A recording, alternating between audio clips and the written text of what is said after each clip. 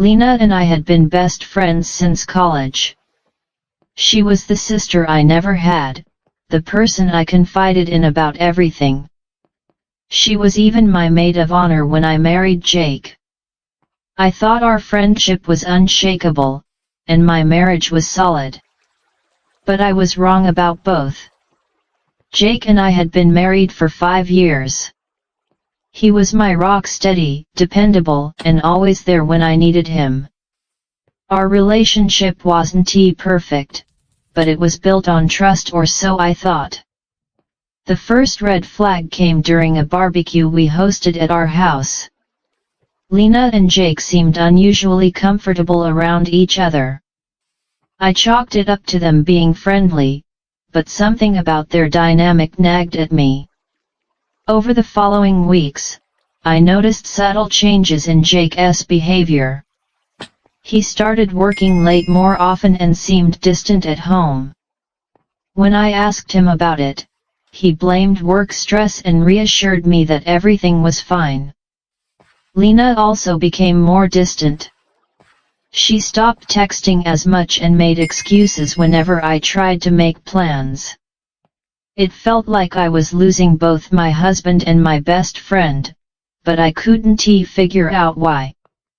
One night, Jake's phone buzzed while he was in the shower. I glanced at the screen and saw a message from Lena, "Can't wait to see you tomorrow. I've missed you so much." My stomach dropped. I unlocked his phone, something I had never done before, and found an entire thread of messages between them. Their affair had been going on for months. They had been meeting up while I was at work, sharing intimate moments that should have been reserved for our marriage. When Jake came out of the shower, I confronted him, phone in hand. His face went pale, and he stumbled over his words, trying to come up with an excuse. "It's not what it looks like," he said, but the evidence was undeniable.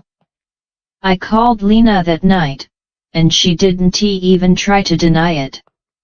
She said she hadn't meant for it to happen, that it was a mistake. A mistake? How could betraying me for months with my husband be a mistake? The betrayal was unbearable. I packed a bag and left that night, staying with my sister while I tried to figure out my next steps. The following weeks were a whirlwind of pain, anger, and heartbreak. Jake begged for forgiveness, saying he wanted to fix things, but I couldn't see a way forward. Lena, too, tried to apologize, but our friendship was beyond repair. She had been my closest confidant, the person I trusted the most, and she had stabbed me in the back. I filed for divorce, and Jake moved out. It was the hardest decision of my life, but staying with him after what he had done felt impossible. Now, a year later, I'm finally finding peace. I've started therapy, rebuilt my support network, and even started dating again. Losing both my husband and my best friend was devastating, but it showed me the strength I didn't know I had.